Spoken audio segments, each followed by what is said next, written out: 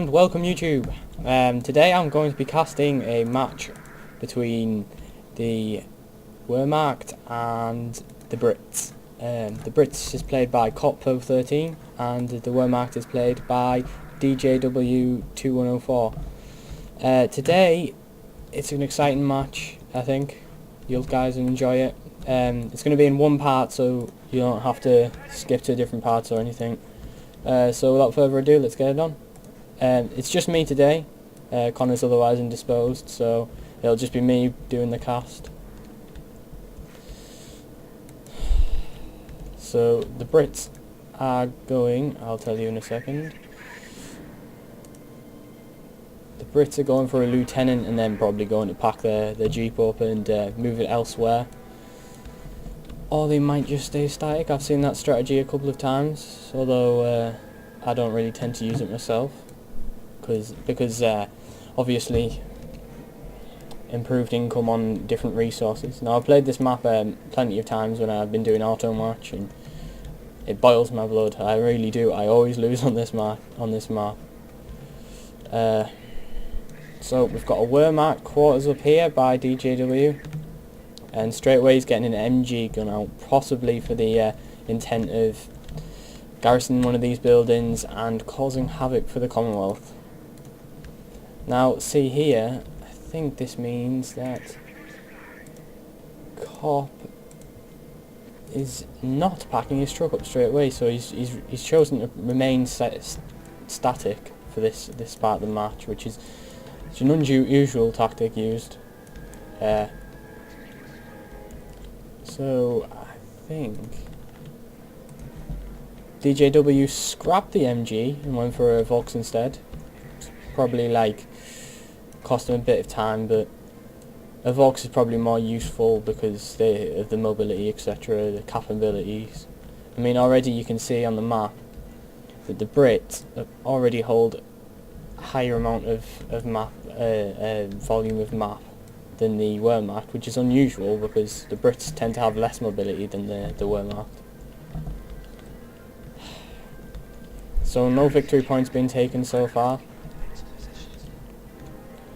So this ambitious capping going on by the Brits here, going right up on the Wehrmacht side. This is unusual for this map.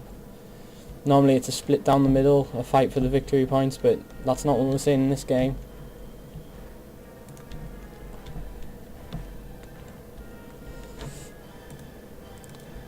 So these Volks are coming into use, and an MG team is out now. So let's change the order in which they came out. It probably didn't matter as much because we're seeing yet no combat. So let's have a look at the, if any, the doctrine choice. Maybe I can't. So yeah, there's about equal capping going on here, apart from the Brit owns this larger sector for munitions. And here we've got first victory point capped. There's a lot of capping, and there's going to be the first bit of combat between Pioneers and Brits, perhaps. Yeah, first fire is shot on the field. And this is going to be devastating. No, he's going to retreat like a clever man. Here we're seeing another bit of combat perhaps going to happen between a lieutenant and a Volk squad. He needs to get his lieutenant out of there. Oh, he might not be watching. This could be a painful loss for the Brits. No, he's got it away in time. Is he going to get away? Yeah. Sustained quite a few injuries there though. So I see he's chosen not to garrison one of the buildings, but rather to keep a watch on the crossroads. So this could be a good strategy, although there's some flanking opportunities up on the sides. The Brits hold the majority of the map now. Got the Wehrmacht cornered a little bit. So here the Commonwealth's making an attempt to take over the Wehrmacht's ground, push them back, maybe go for a VP win.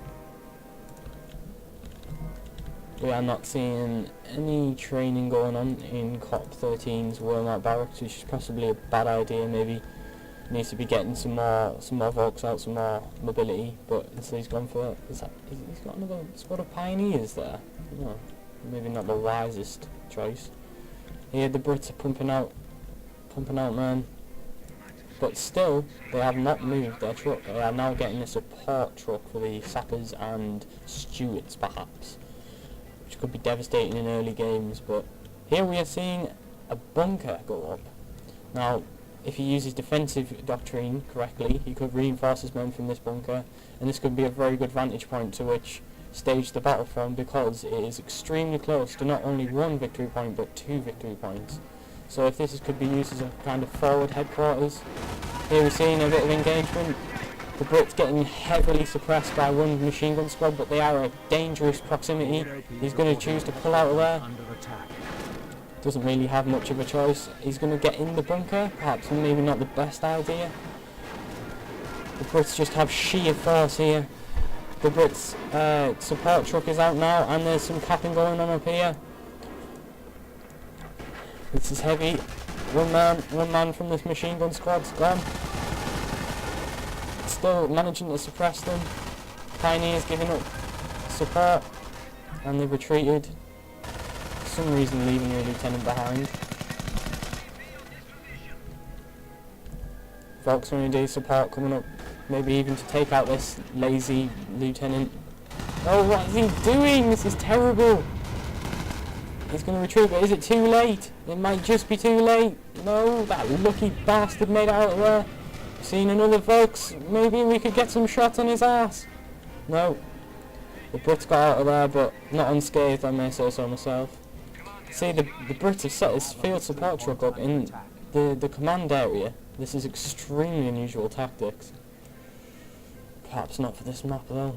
Perhaps this is the wisest thing to do in their position. Although there is a medium fuel point which could be used to advantage, but here we're seeing some ambitious capping from the Brits. Again, he's trying to keep the pressure up so that his men don't have to stay in one area of the map, as the Wehrmacht are forced to move around the map constantly. Perhaps giving the Brits a bit of an opportunity. There's a huge flanking opportunity here. I mean, not that they have much defence at the moment. Now we've seen a Krieg barracks just gone up, and let's see what he's building out of that straight away. He is getting an anti-tank gun, perhaps expecting some Stuarts maybe. Maybe a Stuart would be a good thing to have on the Brits' part, as we are seeing high volumes of, we've got grenadiers with panzer trucks, and we've got Volks grenadiers in high volume here, swamping down the Commonwealth. The Bren squad, the lone Bren squad, trying to hold off as many as they can, but they have to pull out. We've got a huge volume of men here, infantry sections and sappers. We're seeing a casualty clearing centre come up, perhaps to heal the wounded that come back from battle. But overall, the Wehrmacht are holding this game. They're holding the 2 victory points by an inch. The first anti-tank guns come out, perhaps expecting to see the first Stuart of the match. Let's see. No Stuarts being built. In fact, he does not have enough fuel for Stuarts yet. Now this is a bit of slacking going on by the Wehrmacht here. He needs to get his men gear. They're just sitting about, and these Commonwealth troops will soon be ready to move out and battle the Wehrmacht for the middle.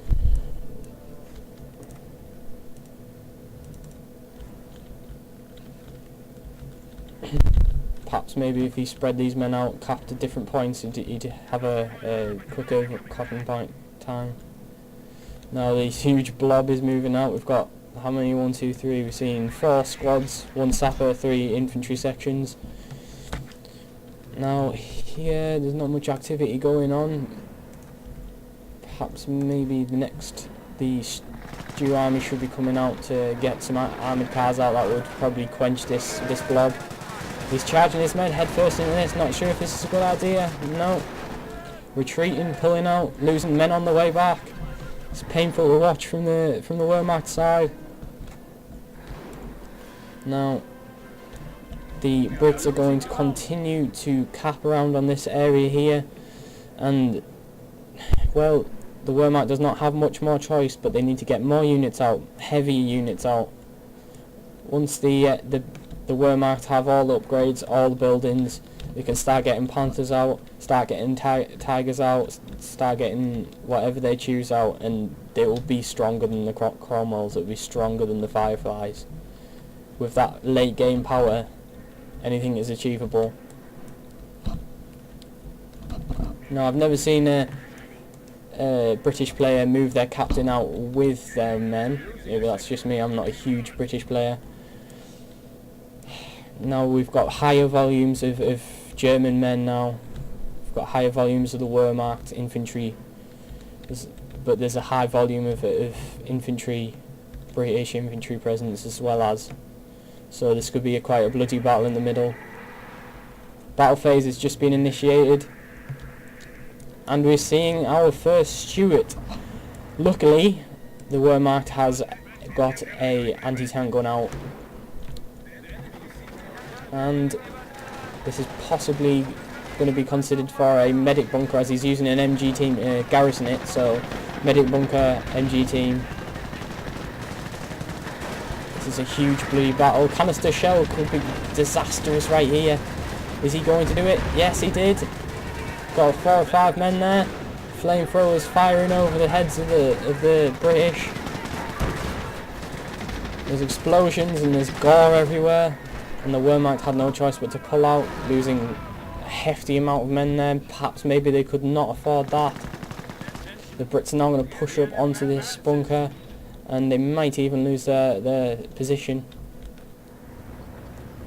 He might get a bit cocky with this Stuart. I mean, a lot of players do tend to move quite close into the base when they have no anti-tank early game and take out quite a few units. It's quite an expensive loss for the Brits, but he's not. He's going to choose to try and take down this bunker, clearing the way for the other victory point and maybe even victory of the whole game.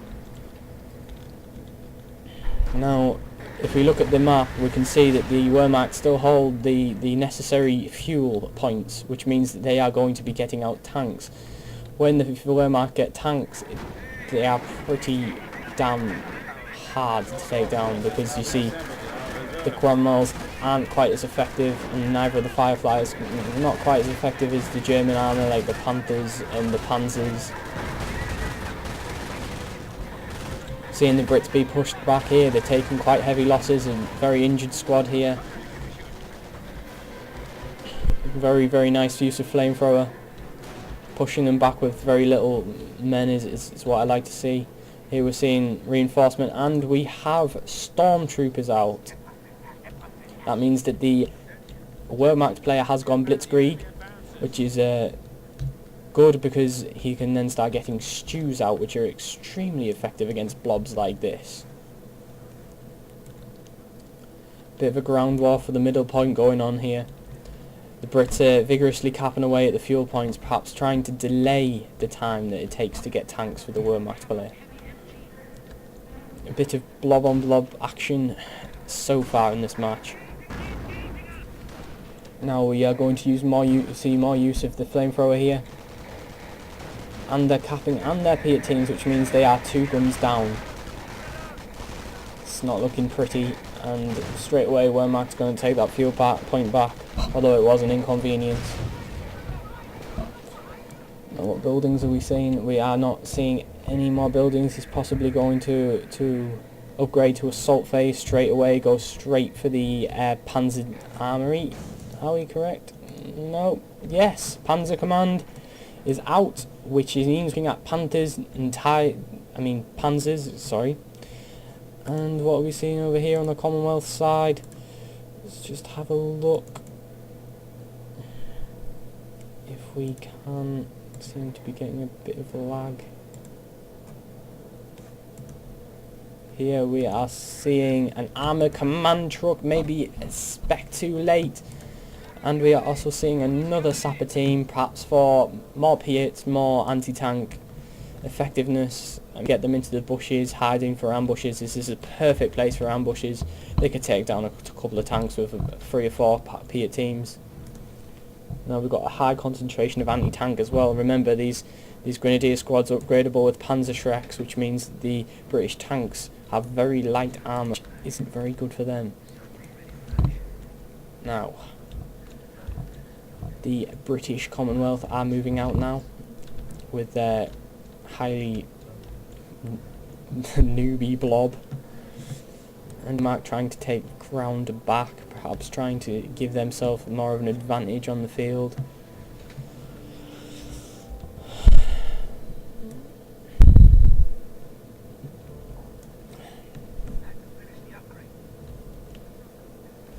So we are seeing a flanking manoeuvre coming from this extremely effective. Once they get this down with their sappers and bust through, the thing is with barbed wire is once you've barbed wire an area off, you pretty much forget about it, and you forget that these sappers can just cut through it just like that. We're seeing surprisingly, we've got a minesweeper out, so mines are out the question for the Wehrmacht until they can get rid of that threat. Not much movement going on in the battlefield at the moment. Panzer command is up. Are they going to be building tanks from it soon? They have nearly enough for a Panther, and they have just got urban assault squad, which means that we are going to be seeing stews fairly soon. Massive explosive machines, and there is now a Panzer Shrek upgrade on this stormtrooper squad. And these Brits are very sneakily moving up with a very formidable force here. And it seems the Wehrmacht are doing the same, but on the opposite side. Another bunker going up here, rather questionably placed, but we're seeing a high volume of Brits all in the same area. I mean, once they get the stew out, that blob's going to be rendered pretty useless. Perhaps spreading it out would be to an advantage. Now here he's pulled out because he's seen that there's such a high volume of Commonwealth troops. Movement of the anti-tank gun, and using the Piets as anti-bunker weapons. So all three trucks are now out for the Brits, and let's just have a look. They are not building anything from it just yet, although we are seeing our first stew, ladies and gentlemen. The star of the show, perhaps. We have quite a bit of German movement around the middle point, but then again, look at all these Commonwealth troops. They've just taken a bunker out, and this one's questionably faced bunker. This could be taken out too. It's horrific to watch, the horrible bunker placement. But will the stew be able to claw this game back for the Wehrmacht and eliminate that blob? Suppression, as the have put rather than relying on the static machine gun, putting the machine gun team in there, perhaps a good tactic. Although the machine gun team is quite a bit more exposed. Now we're seeing a full-on retreat from the Commonwealth here. And we have a Staghound out. Perhaps not exactly the most useful vehicle against the Wehrmacht's tactics, but the stew will prove effective against blobs.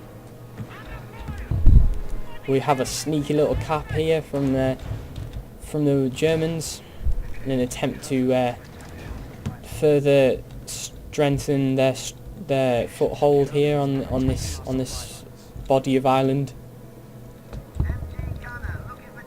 An MG gunner has just been upgraded on the Staghound. That means he's invested in this Staghound, so he wants it to do well. Although we have Shreks on the field, we have anti-tanks on the field, we have stews on the field. It's going to be hard to budge the Wehrmacht now. They're in a strong position. Although looking at the blob that the Brits have, it's nothing to be reckoned with. Staghound taking fire, although eliminating Volksgrenadiers extremely effectively.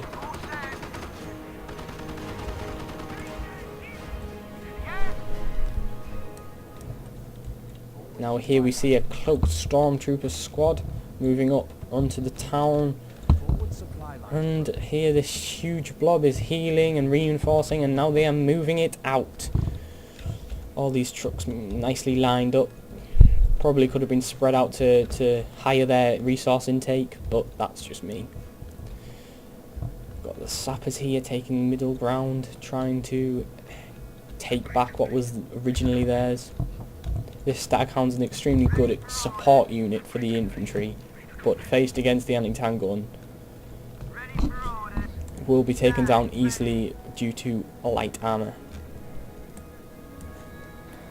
And we have Volksgrenadiers and Grenadiers and Stormtroopers on the field.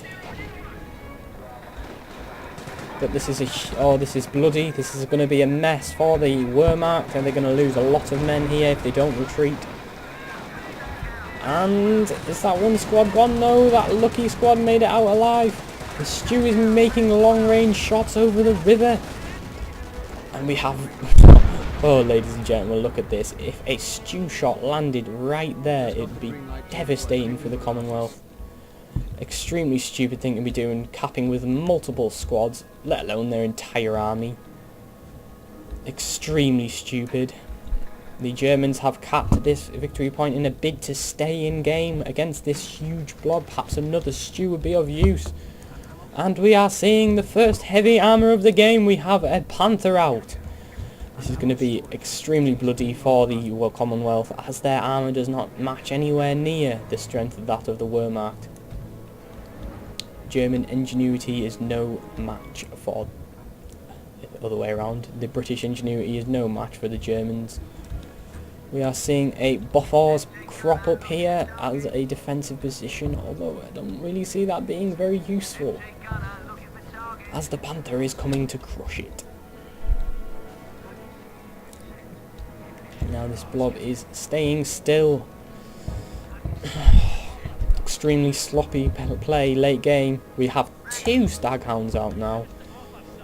If I was him, I'd be getting 80 pounder guns up now. To know that they've held this fuel point, and this fuel point for the majority of the game, you have to be expecting heavy armour.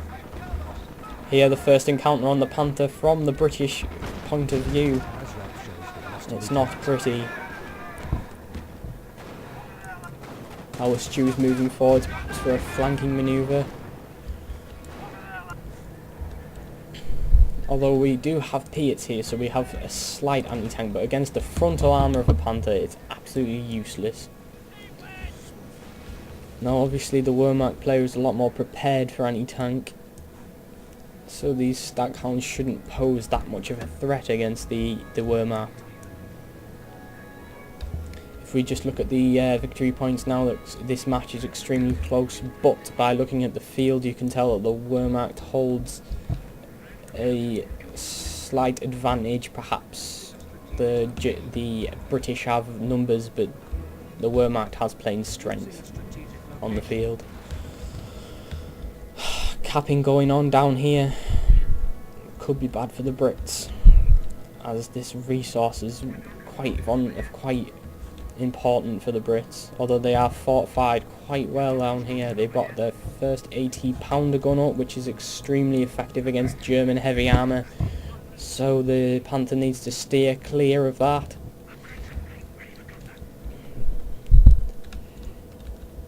This infantry section's sitting here doing nothing, and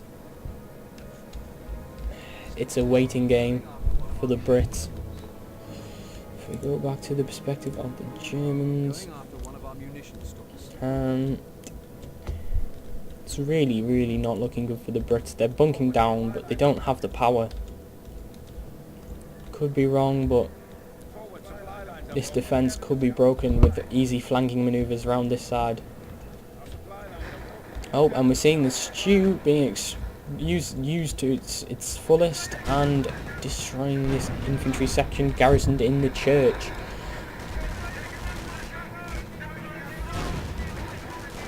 Perfect situation. Seeing Panthers combat the infantry sections here. The infantry section has absolutely no defence. All this blobbed up infantry, the Staghounds are going down in a bid to take out this Stew. Could it work?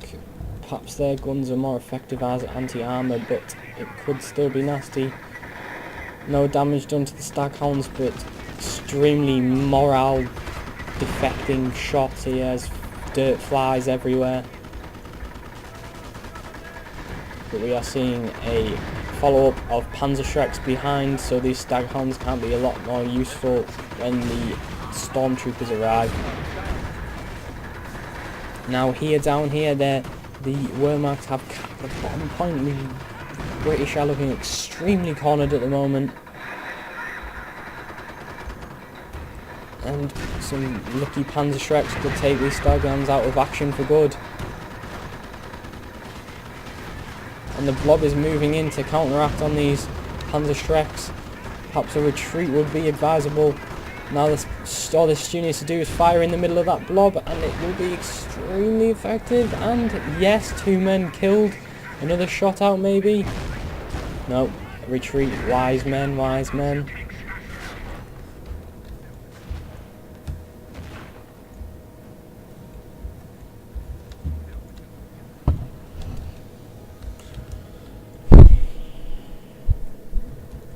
These cloaked stormtroopers moving stealthily through the town. Perhaps maybe planning an ambush on this lonely infantry section, with the Stew following up behind. Surprise attack. Boffer's turning around to counteract on these panzer. This is nasty looking work. And pretty much a whole infantry section gone. Wasted grenade there. This Boffers needs to be taken care of, this 80-pounder needs to be taken care of, then the heavy armour can move down and secure the town.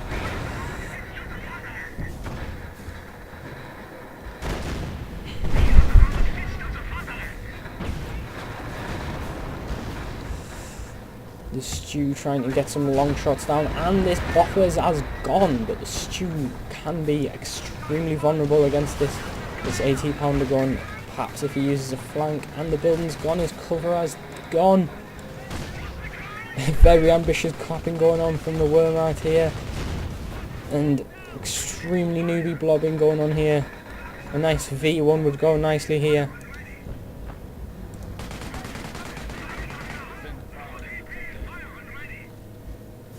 And we are seeing no movement, and the blob is moving out along with the staghounds fully repaired again.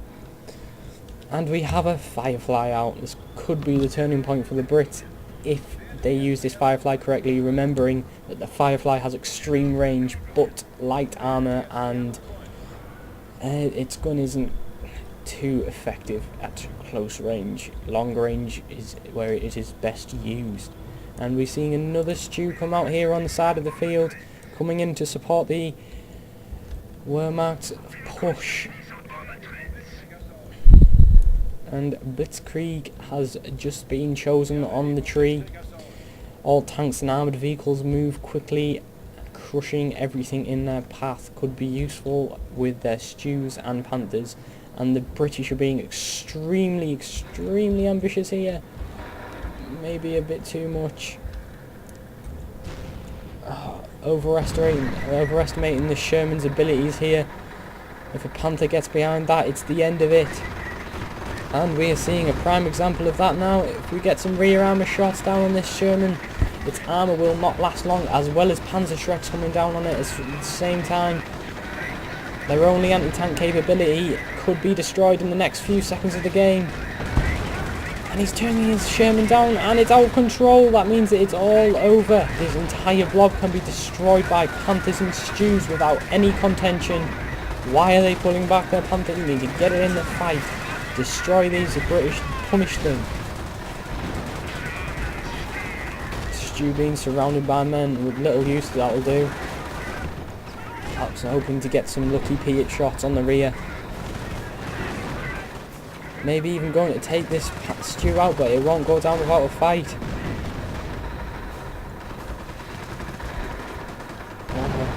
Heavy explosions going down. They should probably move their Panther down to support this lone Stew, otherwise it will lose. And playback over. That means that the Wehrmacht won the game.